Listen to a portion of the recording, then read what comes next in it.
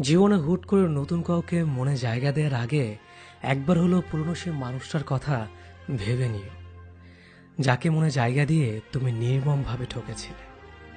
তখনই তো তুমি ঠিক আড্ডা বুঝতে পারোনি প্রতারক মানুষটার করা অভিনয়টুকু, যার কারণে মানুষটার কথার মায়াজালে তুমি আটকে গিয়েছিলে।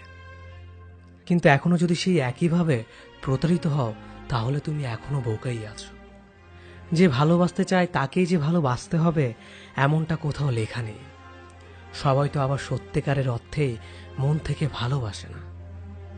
অনেকেরই ভালোবাসার কথার পেছনে থাকে অভিনয়, ছলনার, প্রতারণার মতো বাজে উদ্দেশ্য। সবার মিষ্টি কথায় নিজেকে ভোলাতে নেই।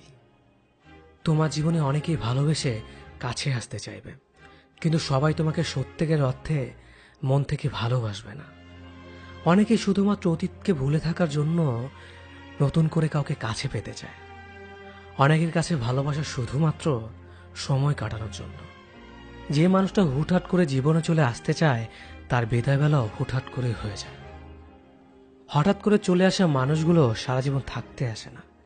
এরা অনেকটা অতিথি পাখির মতো, খানিকটা সময় মনে নাড়া দিয়ে চলে যায়।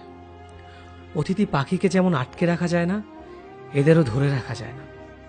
যে জীবন থেকে চলে যেতে চায় তাকে যেমন জোর করে ধরে রাখতে হয় না, তেমনিভাবে যে জীবনে হঠাৎ করে আসতে চায় তাকেও সাথে সাথে গ্রহণ করতে হয় না।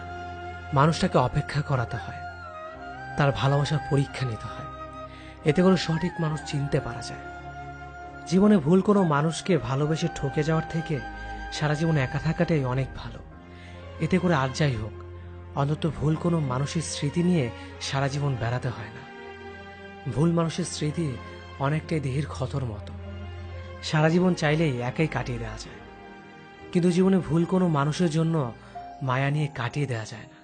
সঠিক মানুষটার জন্য অপেক্ষা করে থাকা যায়, কিন্তু ভুল মানুষটার স্মৃতি নিয়ে থাকা যায় না। ভুল মানুষটার কাছে নির্মমভাবে ঠকে যাওয়ার যন্ত্রণা কঠিন, ভীষণ কষ্টের।